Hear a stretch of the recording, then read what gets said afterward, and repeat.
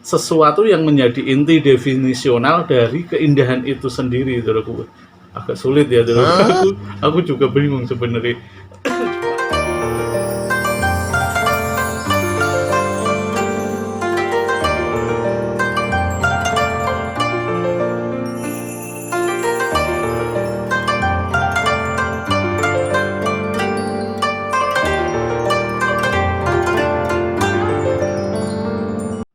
Lagi-lagi kita berbicara soal bonsai ya, Doroku. Berbicara soal bonsai, apalagi ke tampilan bonsai, tentu saja tidak lepas dari yang namanya estetika. Estetika suatu bonsai itu penting banget kaitannya, Doroku, mengenai tampilan sebuah bonsai. Dan apakah yang dimaksud estetika itu, Doroku? Oke, kali ini akan kita bahas soal apakah itu estetika, masih di segmen ngopi, ngobrol pintar dan inspiratif.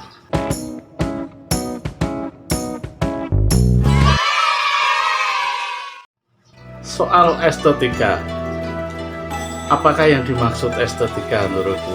Jadi estetika itu adalah kajian tentang keindahan. Keindahan di sini kita di dalam dunia bonsai tentu keindahan suatu bonsai ya, Doroku. Jadi estetika adalah kajian tampilan tentang keindahan. Jadi sebenarnya bukan hanya tentang keindahan estetika itu, karena sebenarnya estetika itu adalah seni atau keindahan yang kita terapkan di bonsai ya, Doroku. Jadi keindahan itu tidak lepas dari peran kita juga untuk menciptakan proporsi yang tepat dalam sebuah seni yang kita tuangkan dalam karya sebuah bonsai. Keindahan adalah satu sisi dari sebuah segitiga konseptual. Dari segitiga konseptual, yaitu segitiga yang menyatukan tentang ide, tentang apa yang indah, tentang apa yang benar dan apa yang baik. Bonum, verum, pulchrum. Jadi memang estetika ini berasal dari bahasa Yunani, yaitu aesthesis, dan kita lebih menyebutnya ke estetika. Bonum adalah kebaikan, verum adalah kebenaran, dan pulchrum adalah keindahan. Ketiganya adalah bagian terpenting dari tiga sisi dari suatu realitas yang sama. Jadi antara bonum, verum, dan pulchrum itu adalah bagian yang sama. Dan sebenarnya soal estetika ini tidak bisa kita ungkapkan secara verbal ya, Doroku, karena secara real kita tidak bisa menyampaikan sebenarnya. Kita cuma bisa bicara, oh ini bagus, oh ini indah, atau oh ini apa. Tapi untuk penyampaian secara verbal yang benar dan sesuai, sebenarnya kita masing-masing yang bisa menyampaikan atau menilai, dan memang susah untuk mengatakan sesuatu itu indah. Dan dari situlah muncul suatu alasan bahwa keindahan itu tidak mungkin kita bahasakan. Maksudnya yaitu kembali lagi masing-masing orang, masing-masing individu itu beda-beda pemahaman soal apa yang dilihat, apa yang dinilai. Jadi penilaiannya pasti lain-lain, makanya memang tidak bisa kita bahasakan. Estetika dan keindahan itu adalah suatu usaha, suatu cara atau usaha untuk menggambarkan kekhasan dari keindahan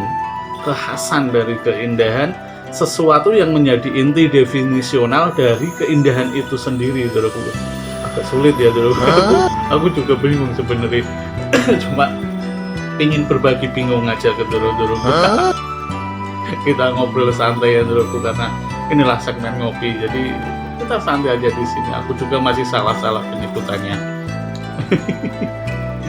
Kesimpulannya adalah yang membuat sesuatu itu indah haruslah dilihat indah dari segi wahananya.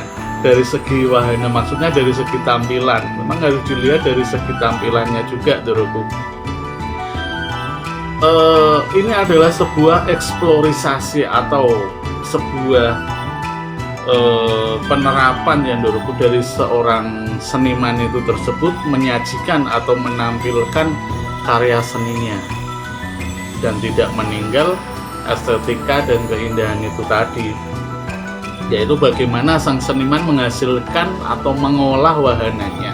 Jadi benar-benar pembonsai ini adalah seorang seniman menurutku, yang dia mengeksplor atau menyajikan sesuatu yang benar-benar indah dan bisa dinikmati banyak orang. Kembali lagi ke konsep individual, konsep bonsai tidak bisa hanya menerapkan konsep individual, karena ini sifatnya harus merata menurutku atau menyeluruh. Jadi buatlah suatu karya atau konsep yang itu bisa dinikmati semua orang, bukan hanya 1-2 orang, atau bukan hanya kita nikmati sendiri, tapi saat orang lain melihat hasil karya kita, orang itu pun akan merasa, oh inilah indah, oh inilah kebagusan, dan inilah sebuah karya yang real atau nyata, ada dengan estetika yang kita terapkan.